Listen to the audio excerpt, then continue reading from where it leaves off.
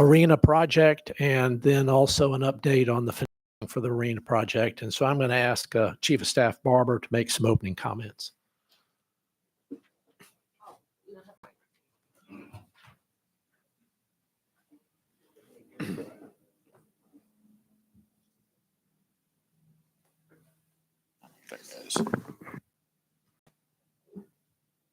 All right, thank you. All right, good afternoon. As Sam's setting up, he's going to go over program planning activities, design activities, and what the construction activities are. He'll also be running over where we are with the demolition, as well as the 180-day look ahead as far as our timeline. I will say that we are on schedule and under budget at this point. At the second half of that, PFM is going to join us, I believe, by Zoom. Scott Collins will give you an update on where we are with the bonding issues as we work with PFM on that and how we're going to finance the project. And so, Sam, are you ready? Why don't you go ahead, Sam? Yeah.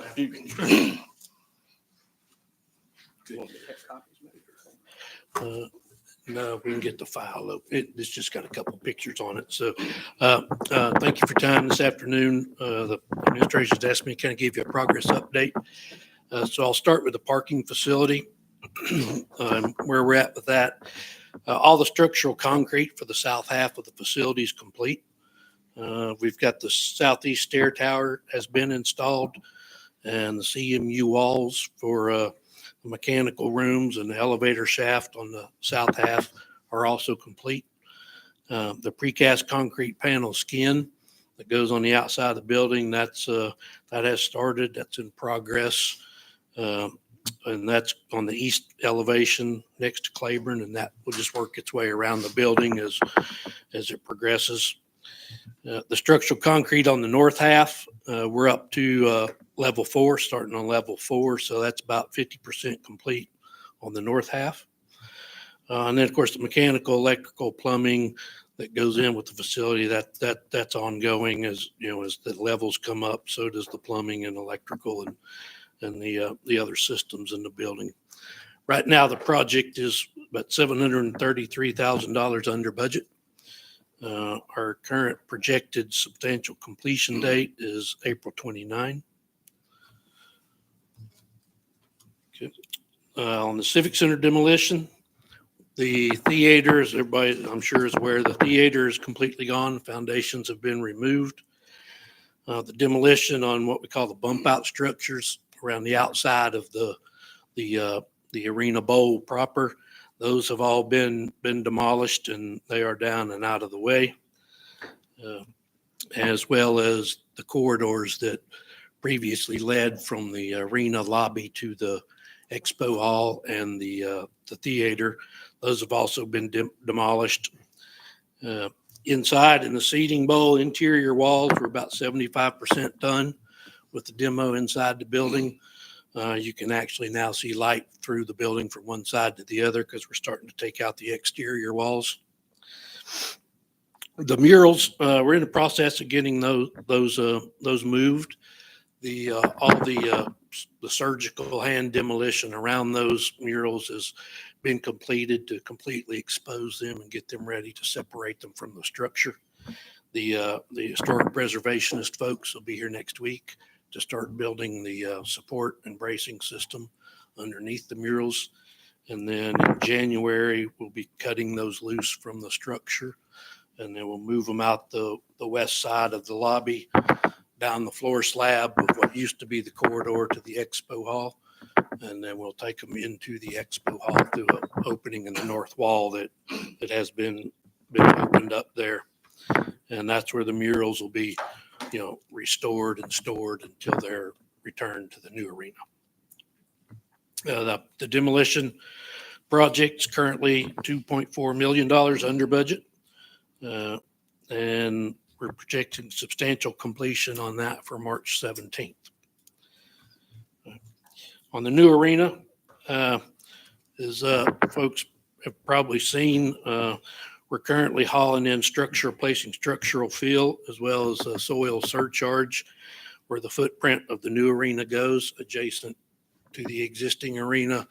and where the former theater was.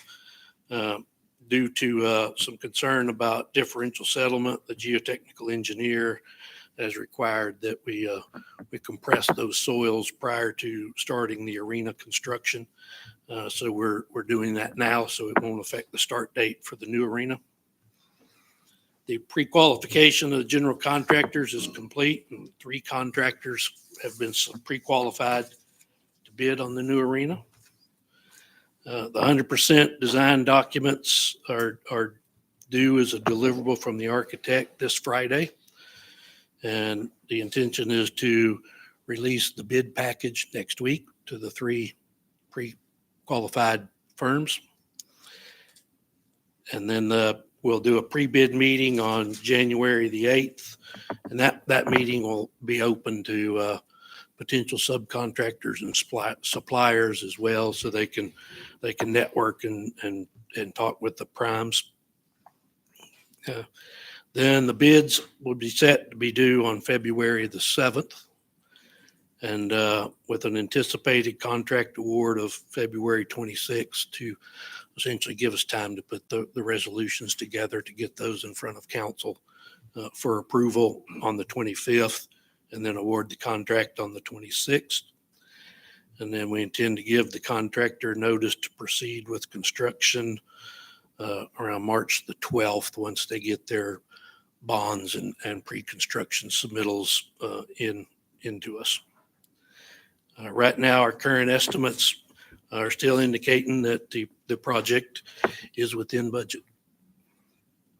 And I apologize for the lack of video, but I had a couple of photos to share with you, but what? Who are the 3 approved bidders? Who are they? Yeah. It's BL Harbert Construction, Jesco Construction, and Hoare Construction. Any questions for Sam by any of the council members? Mr. Chair, the approval, are we going to need to be kind of looking to take that for immediate consideration, or is that the 25th, is that allowed the 2-week layover? No, it'd be the normal process of first read and then vote. If the bids come in on the 7th, then I've got basically a week and a half to get the package ready to put on your agenda. One last question. The parking deck, have we done anything to coordinate its completion with the Coors building? I mean, I understand that the Coors building is complete, and I think the only thing that's slowing them down now is the FF&E. I cannot confirm that, William, but I don't think they're ready to move in yet. Yeah, I think So- their FF&E is slowing them down. They may have a March move in. We have an March. alternate plan for giving them some parking until we can turn the parking deck over, but they won't move all their people in on day one. So I think we'll be able to work all that out. The Corps will be moving in before the completion of the parking deck. By contract with the Corps, the city is to provide free parking for their employees until the time the completion of the parking deck. Where what is currently being used on the site where the surface parking was as a laydown yard will be all cleaned up when they complete. And so we're going to convert that into surface parking while they continue to fix the parking deck, complete the parking deck. When you heard Sam refer to that south half of the parking deck and trying to get the elevator shafts and everything, we intend to complete those ahead of any of the northern elevator shafts. And by CO, we only are required to have 2 operational elevators. And so we're going to supply parking there with overflow parking over where the RV city used to be. And so that'll be all free of charge for the Corps. But we've met with the Corps about it. They understand where we are with it, and they're pleased with the arrangements that we're making. Does that answer your questions? We're also working with OVG to manage the parking deck in the interim when it finally is occupied. Okay, thank you. Any other questions on the demolition and plans for the construction of the project before we move into the financing? Okay, we'll move into the financing plans. All right. And I before we get started, I'd like to say I had a preliminary discussion with Scott this morning, And there's still a lot of details to be worked out with respect to the financing. And so this is kind of an overview to kind of bring us up to date on things that, on the parts of it that have been determined thus far. Yep, Scott. Is PFM Welcome to the audio conferencing trying center. to connect? Please enter a conference ID. Yes, So we are, PFM Group is our financial partner for the bond issue itself. We have them teed up. Josh McCoy and his group are going to log in and they're going to walk us through just the schedule for the bond issue and how the mechanics of the bond issue are going to work. Part of what they're going to talk about is the competitive placement versus private placement. They believe that competitive placement in sale is going to benefit the city. That just simply means we wouldn't contract beforehand for a single partner to market the bonds. They would go to market through several partners. But they will talk us through that process in just a minute. As a matter of fact, they're being pulled up now. One of the questions before we get into that, kind of what I had for you was the one of the questions that we had at the most recent meeting was about financial partners with the Civic Center. As of today, we know that OVG Group is a partner with us for that, and we do have an agreement with them that they will provide $50 million in construction costs for the project within the construction period of 24 months. So we'll get $7.5 million from them each year for 2 years. So whatever that is, that will come back to us as a part of the bond issue and financing. So with that, I will turn it over to Josh. I believe Josh is on now. Looks like he has, there he is. Hey, Scott, can you hear me? This is Josh McCoy Yes. at PFM. We can. And thank you so much for your time for this today. Yeah, thanks for having us. And apologize if I repeat anything. Some of the mic and picking up over here was a bit scattered. So appreciate everyone's time this afternoon. I'm joined by Ricardo Callender, Marcy Lewis, and Brooke from the PFM team who's been working alongside me in the city as we work through the Civic Center financing. Ricardo, if you don't mind, just jumping to the next slide to give folks just a general update and reminder of kind of the work that we've been doing on behalf of the city as your fiduciary municipal advisor. We've been working with a team looking through various financing structures, whether it be how much to borrow versus how much cash to use, as well as tax exempt versus taxable, or structuring considerations in terms of how and when the debt would be paid off. And that continues to be an ongoing assignment as we get updates on construction costs all the way up through when we receive bids.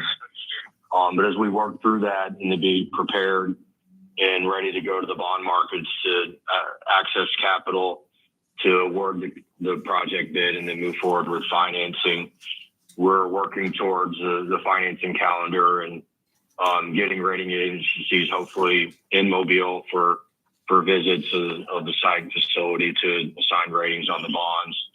But kind of the first step in that process is determining how we would anticipate accessing the capital markets. And the short version here is that our recommendation for the city would be to do that via a competitive sale approach. And on the next couple of slides, I'll talk more about the differences between a competitive and negotiated market.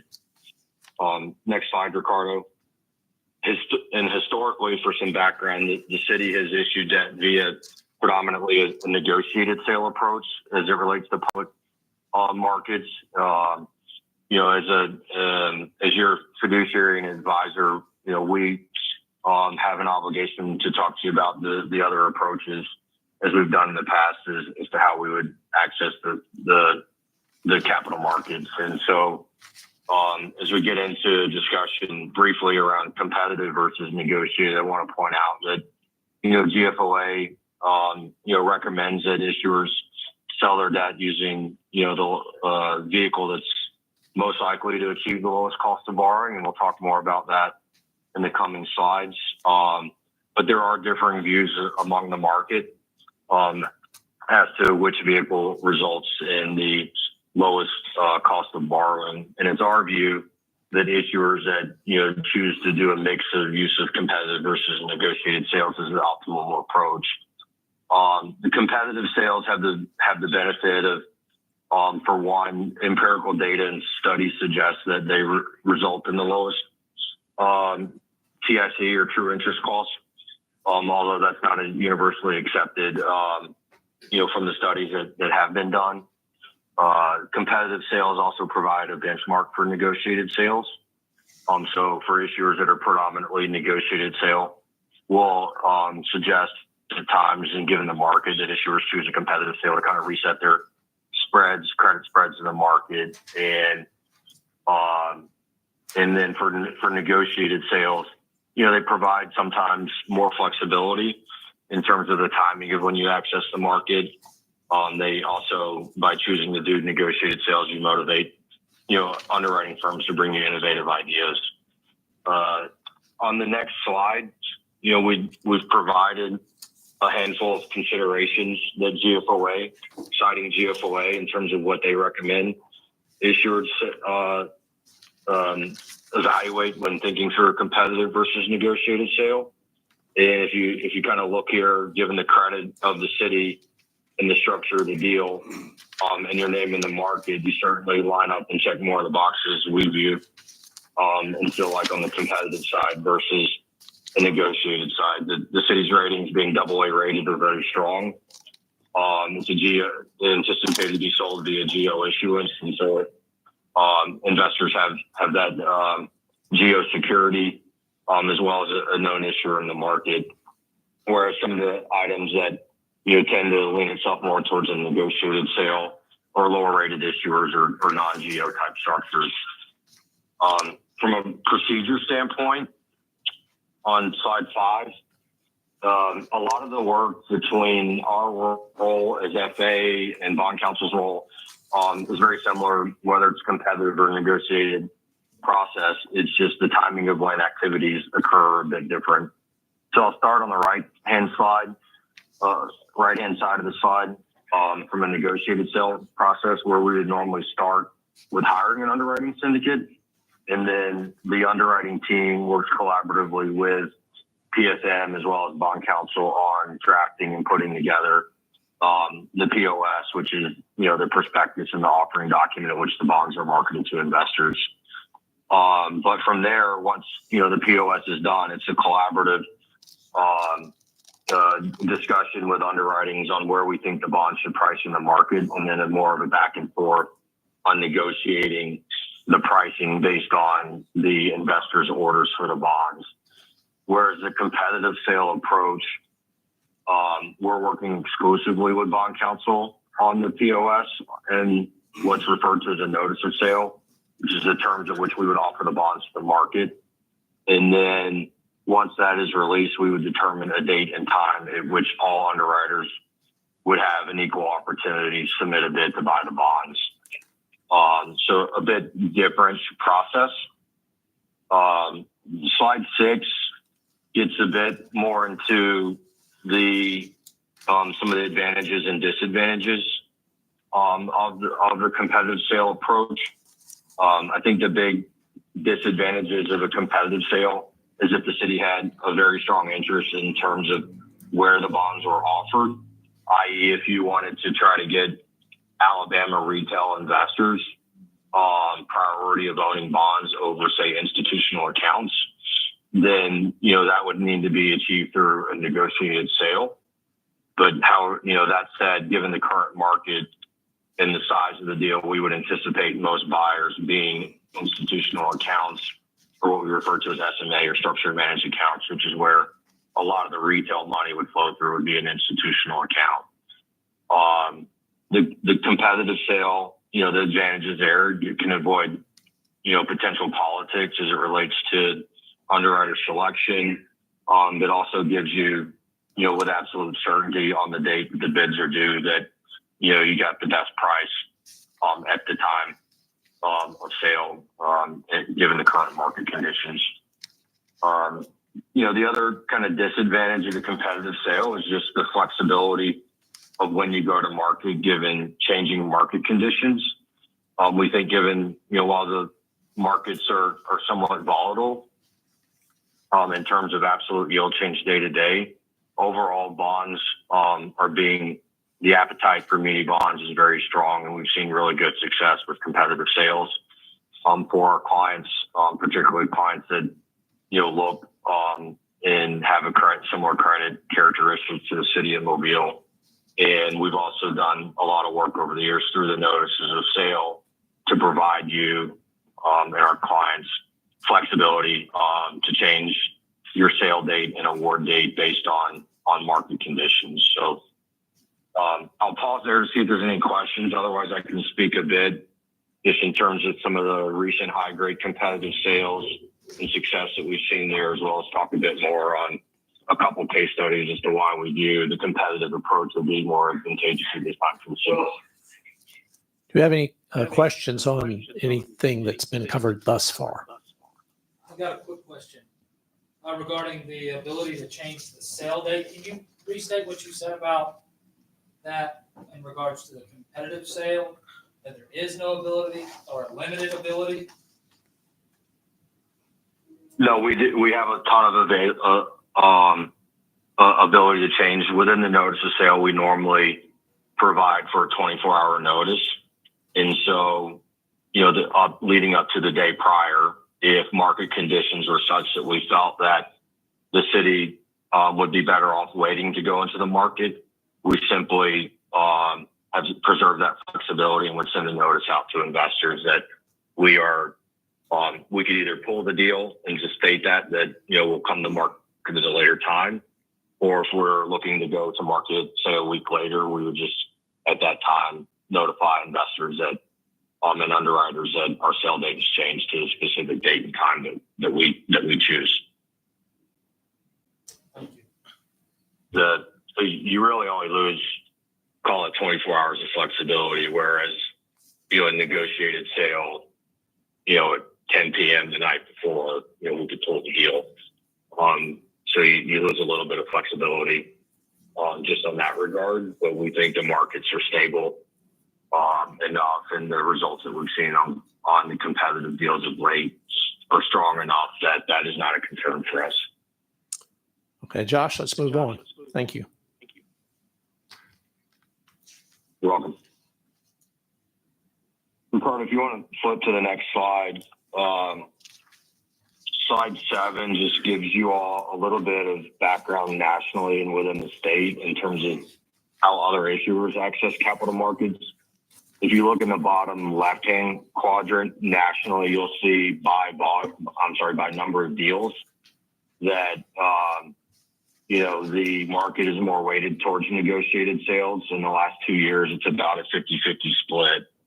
On a by volume basis, you do see negotiated sales outpacing competitive sales.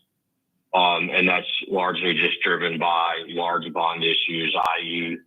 $750 million and higher, are predominantly done on a negotiated basis, just given the size of those transactions. A little closer to home, there are very few issuers across Alabama that have done competitive sales. Most of those issuers, you could probably count on one or two hands. We have a couple of case studies in here for clients that have worked on competitive sales.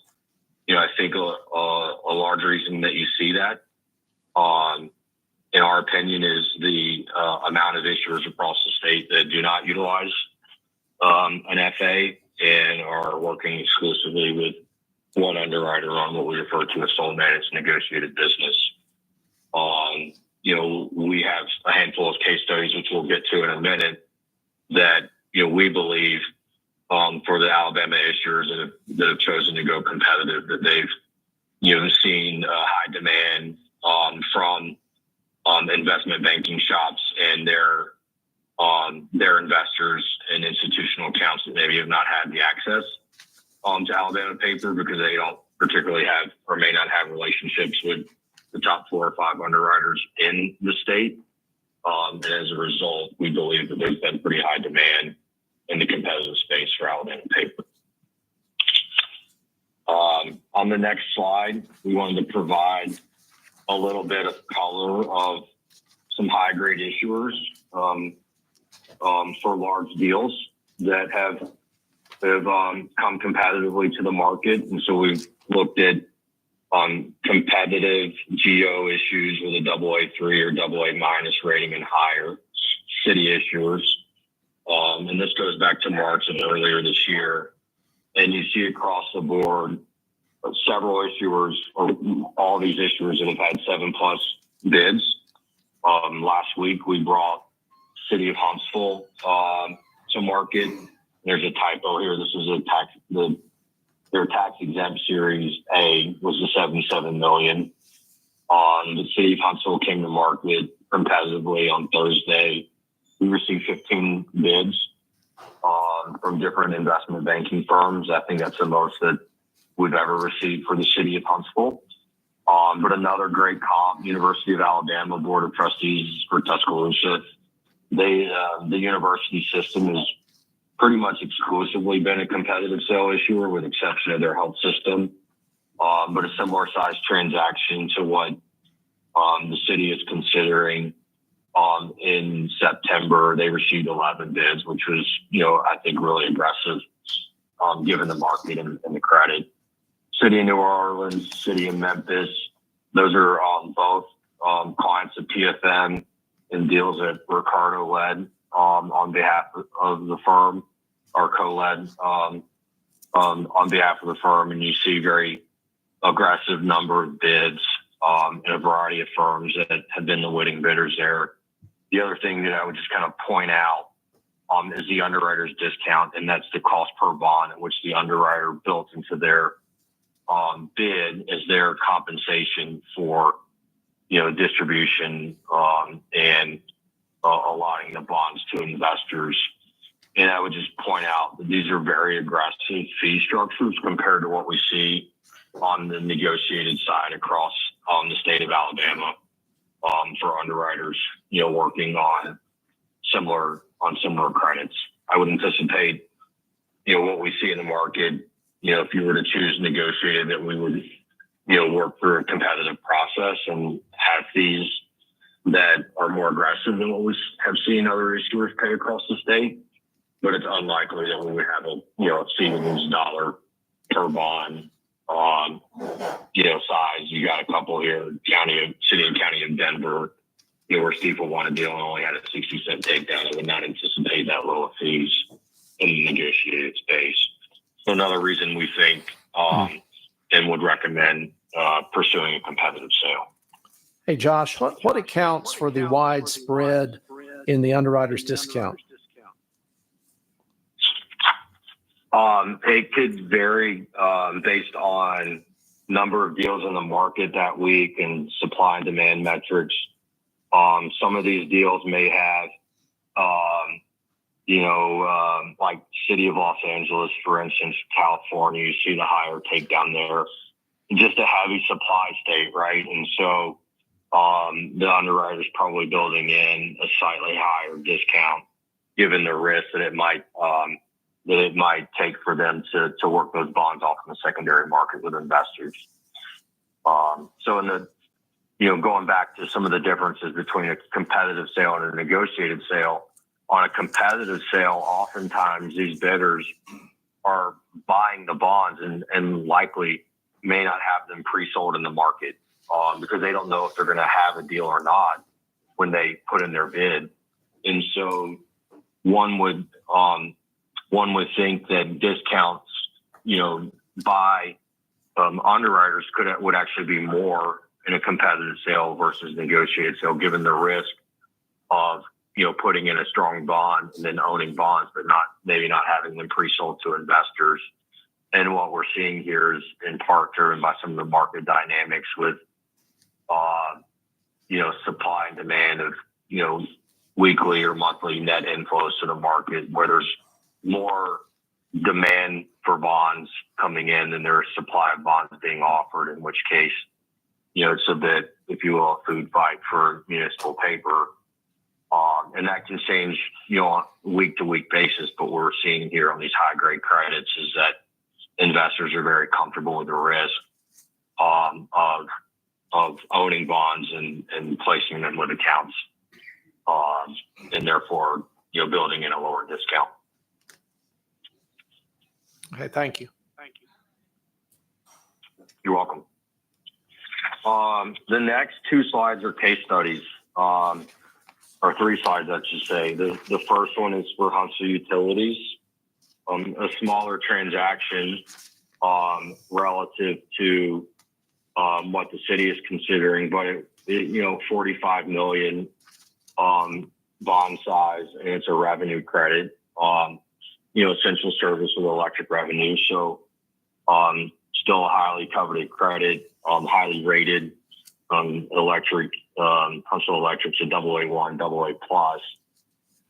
But this is the first time that the utilities had considered a competitive sale.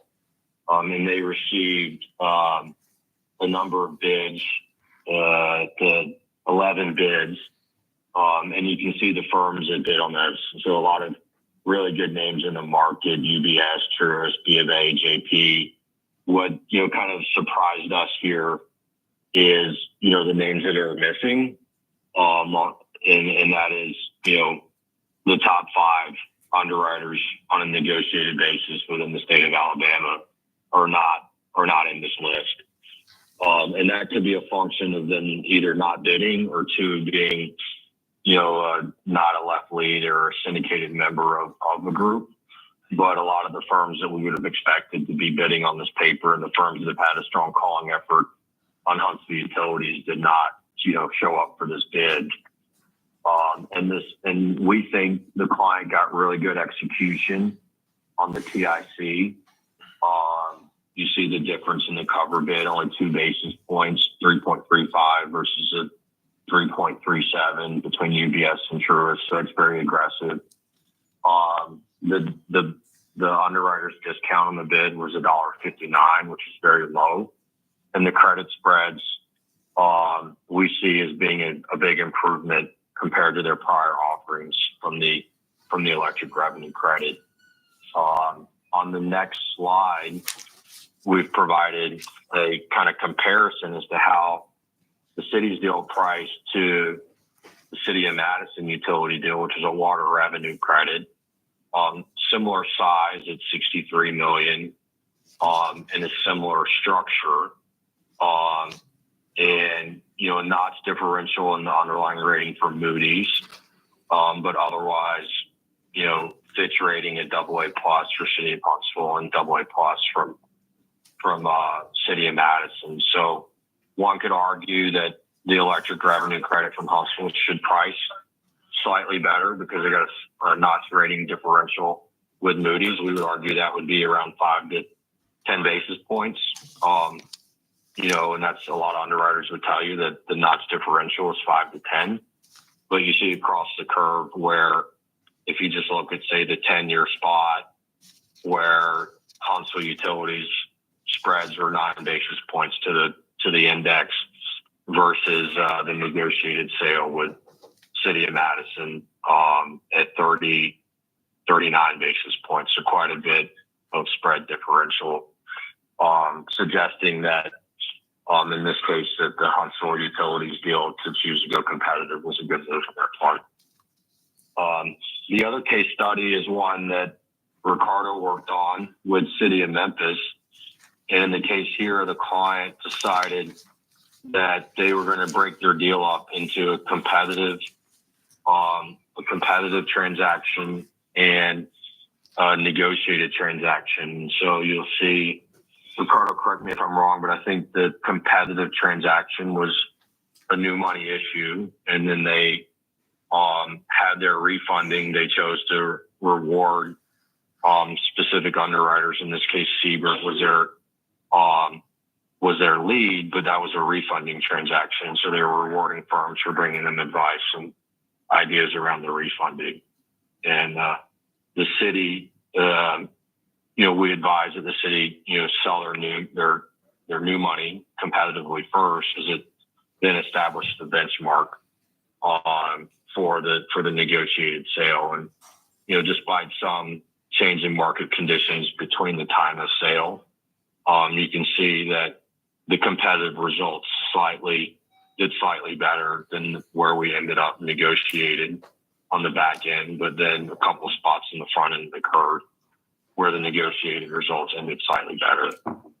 But definitely a difference as well in underwriters discount and what B of A built into their bid at 89 cents a bond. And then the negotiated rate with Siebert was $1.92 per bond. So I'll pause and see if there's any questions there. Any questions thus far? Okay, hearing none, please go ahead, Josh. Yeah, so the last slide that we have, for the team here is just kind of our next steps in the financing. We did feel necessary to discuss with council a recommendation to go through the competitive sale. If you recall a couple slides back to the transaction timeline, we don't want to get too far in front of ourselves and then, switch gears, in terms of thinking through a timeline and track of doing a competitive sale, but then switch to a negotiated, because that would build additional time into the schedule, that we may not have depending on when that decision would change, just to get an underwriting team on board in time to still meet the city's schedule of awarding contract and funding that contract with the issuance of bonds. So, throughout the rest of the month, we're working with council. We've got a good draft of documents of the POS, which includes what we refer to as Appendix A, which has all the narrative of the economic and demographic data around the city that helps us market the bonds to investors and potential underwriters. And then we would also be coming to council with bond counsel on a warrant ordinance that we would seek approval for, that would authorize the issuance of the warrants. We need to determine our method of sale this month in order to stay on schedule, and then we're working to schedule rating visits with S&P and Moody's. We're hoping to do that on site in January and give the agencies a tour of the facilities and cast a vision of the showing renderings and what the facility will look like and how it will be a driver of continued economic development and growth within the community, and also show them parts of the city that are large economic drivers. Once we receive ratings and have bond documents in final form, then that concludes the heavy lift of getting to a point where we're ready to pre-market the warrants with investors. And we do that through distributing the POS and the notice of sale via national bidding platform that will go to all qualified underwriters. And then, this team on the competitive sale front, we call the underwriting desk of 40 or 50 different firms to make sure they're aware of the bonds and the warrants being brought to the market via competitive sale. See if they have any questions around credit, if there's any additional materials that we can get to them, and then start judging and getting feedback to them as to whether they intend to bid. And so I think there was a question earlier about timing. That's one of those pivotal moments where if we get crickets and every firm that we would anticipate to be bidding on these warrants were to tell us they were passing for some reasons, when we would come back to the city with a recommendation to pull the deal. We do not at all anticipate that based on the current market conditions and what the city's betting decided to do. And then, once we had the bid opening for the project, then we know the kind of final number as to what we're solving for. And then we would, price the warrants, receive bids, award to the lowest, the best bid or the lowest TIC, true interest cost, and then work with council to move towards closing the bonds, receiving the money. So you have, the money and project fund to move forward. So that's our current timing, and I think it aligns well with what was discussed earlier as to when you will be through, it sounded like end of the week, 100% design, and then going through the bid procurement process to receive bids in early to mid-February. Do you know what date you will be making your January visit yet? We do not. We have an outreach right now to analysts that we think would be assigned to the credit. So we're first working to confirm which analyst Moody's and S&P would assign to be the senior, the number one and number two on the account, and then are looking to get some dates back to the Mobile team that works for everyone that we would want to have in those meetings and site visits. At the earliest, I think it would be mid-January. It would likely, because we penciled it out right now, looking towards the end of January for those meetings. Well, it just might be advantageous for this committee to meet with you when you're here in January. So I'm looking at Mr. Collins Scott now, and I've just asked you to keep us informed as this thing moves along. Once we get some dates set, we might want to go ahead and set a committee meeting to coincide with their visit down here. Any more? I assume you're at the end of your presentation, correct? Yeah, unless there's other questions, that concludes our prepared materials. Any other questions for the PFM team before we separate from them? Okay, thank you all very much. Very much appreciate your work. And Thank you. And Scott, the materials has some additional info and contact info for you and the team if needed. Okay, Scott, we'll ask you now to make some comments. Wrapping up comments. So first, thank you guys for sitting through that. They're required to deliver us that information. There's some of it that's can be a little lengthy, but it's pretty important information with the amount of a dollar amount of this size for a project. As Josh mentioned, we're working to mirror the progress of the bond issue and all of the work that takes place with the progress on the project itself, specific to the February dates. As we're looking at what we have right now, the goal is to have the bids open on February 7 and then have everything for you on the following Monday, following Tuesday, which I believe is February 11. So we would have the bids open on the 7th, on February 11th, at just the next Tuesday. We would bring this to you, and this will be the actual authorization to issue the bids. Issue the bonds. As soon as that takes place, we'll go to market. If we do that on Tuesday, we'll likely be on the market in the market on Thursday or Friday. Have those proceeds brought back to us with the goal of being able to execute the construction contract for the Civic Center, have that approval on February 25th. So between the 7th and the 25th, there's going to be a pretty active series of dates so that we know bids are open, bonding is approved, get that to council, go to market, have the first reading on the construction contract. Once we have the first reading, the bonds go to market, we get those monies in, deposit those proceeds, come to you for the second reading, and then issue the construction contract itself. So you're planning on bringing the contract to us for the first reading on the 25th of February? The first reading, our goal right now is to have the first reading for the week construction before. contract on February 18. February 18th, okay. Second So- reading on February 25th. And then we would have on February 11th for you the authorization to issue the bonds.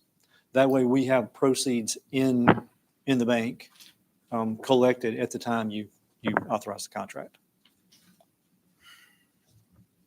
And if there are any changes to the schedule, either on the project itself or on the funding, we will certainly let you guys know. The question was asked about when we'll have the rating agencies come in. We know that's going to be after January 6th. We don't know the specific dates yet, and that will likely take 3 business days. We're looking to have Moody's and S&P come in, and we're anticipating a day and a half for each. Once we're able to identify those dates, then we'll follow up with the meeting for the council, for the finance committee, and they'll likely want to have some individual meetings, at least a meet and greet, handshaking with the council members to do that. Those are really important meetings, but it'll be helpful for us to have both ratings. Oh, Scott, just to go through this timeline again. So bids due on February 7th. Yes, sir. That's the opening.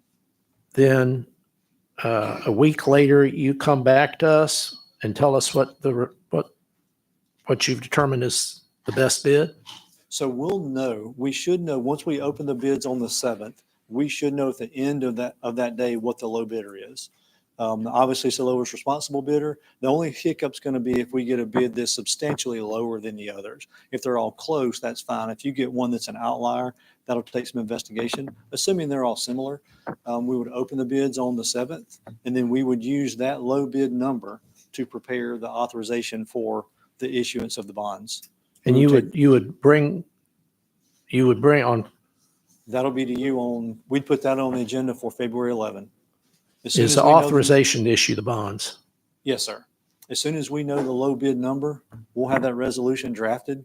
Low bid number comes out, we put that on there and send that straight to resolution to council. Okay, and then you'd ask us to vote on that on the 17th, We would vote on it on. on the 18th, on the 18th. We would vote on the issuance of the bonds on the 11th. We would likely need to suspend the rules and do that all on the 11th. So we open the bids on the 7th. We know the number, take the issuance to bonds to the council on the 11th.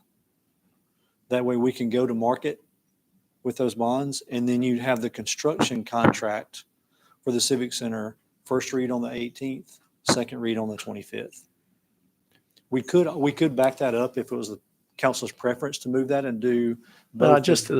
I'm just thinking, I don't know how the other council persons feel, but you know, it's a big bond issue, Yes, sir. and I'm reluctant to take it up on the first read because of its size, and it's a large accretion of debt. If there's some way we can fix it so that the public has, We There's a way to move it up a week, so that- we could do it. We could have the first reading on the 18th if we needed to. That may back up the construction. That no. may push- We could have, no, you can have a first read on the authorization on the 11th, and we can vote on the 18th.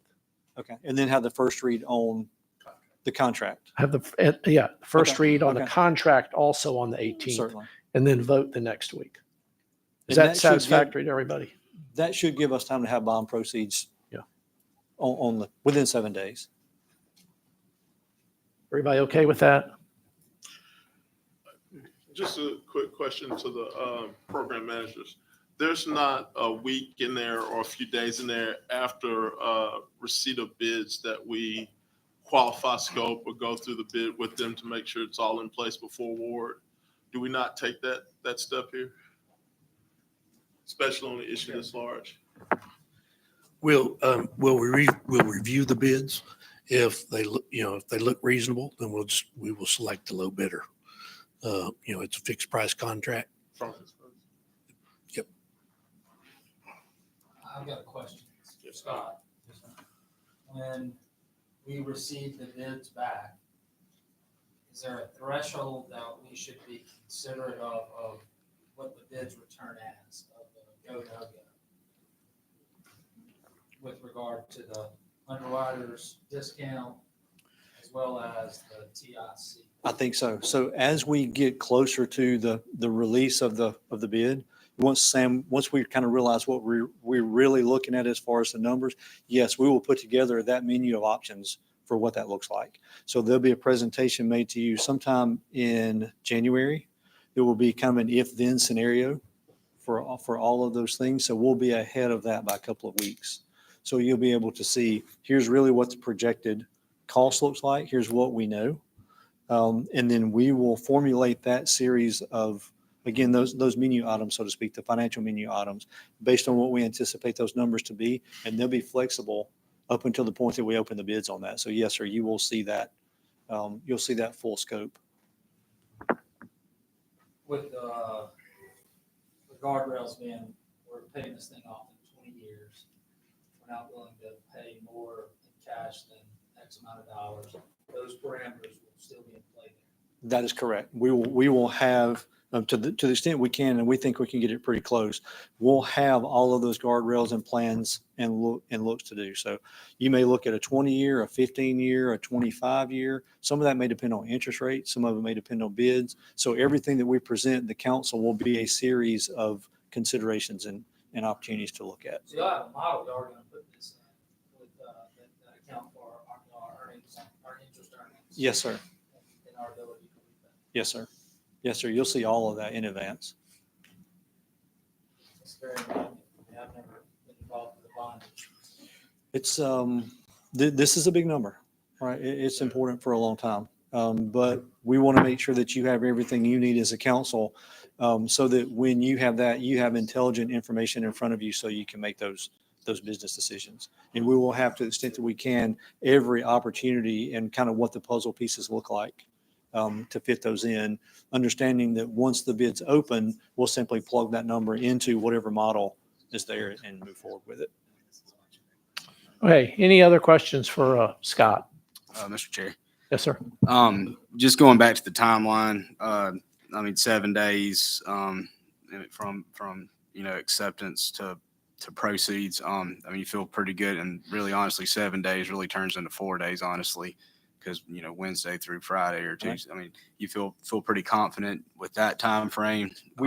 We do. So what will happen in advance of that, if we kind of fast forward up to the 11th now, if we're looking at that date. So once the bids are open and we know that number, the POS that he mentioned, the position statement and all such as that, all of that will be made public likely on the Friday before. So all of that position statement makes it out to all of the bonding partners, agencies, all the financial players within this deal. All of that information goes out publicly, so they've already seen it, right? The Friday before we get through that weekend. So what will happen is the deal will be public at that point. We'll get to the council meeting on the 11th or whatever date that is approved. Once that is done, we will literally notify PFM instantly at that moment that this has hit its second read and it's complete. And if we're at council meeting at 10:30, we'll be in the market by 2:30. Right? We'll know there's literally a wire transfer of information that goes through. So everything will be canned. As soon as all that's done, you go straight to PFM, out it goes, and they'll start selling bonds likely that afternoon. So our guess is if we hit the market on Tuesday afternoon, you probably will be all sold, all goes well, by close of business on Friday. Is that pre-market a lot of that, right? That is correct. All of that will be seen in the market. They will already know basically what's coming, who's interested. And that's what Josh mentioned on the 24-hour recension notice, right? They will have already seen everything there is to see. All we're really doing is taking that 24 hours to cut that sale off, right? If we get within the 24 hours, we're in the market. They'll be selling pretty quickly. And they'll literally ring the bell. Yeah, there would, in order to implement the 24 hours, there would have to be some unseen significant event. To my mind, there have to be some unseen significant event which occurred, which impacted the market. That's right. They're going to monitor. I mean, with a number this big, they're going to obviously watch all the external factors. Something bad happens in the Middle East, right? Some political thing that takes place that could really wreck the market the next day. They're going to let us know what that is. Absent of that, they're going to try and literally be on the market at the bell at the earliest possible minute of that day. Anything else? So Scott, do you think we need to meet again before this visit of PFM in January, this committee? I do. I think if we're looking, we know they're going to meet after the 6th, right? But we don't know the dates after that. January 6th is on Monday.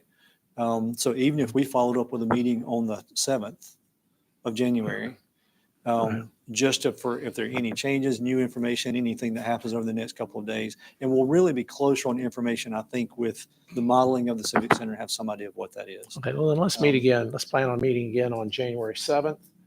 Do we have anything scheduled on January 7th? Okay, the answer is no. So we'll meet at 1:00 January 7th. Thank you very much. No, Very sir, thank all of informative. you. It's a big deal. We appreciate the time to listen to it. Thank you. Yes, sir. Meeting's adjourned. Motion.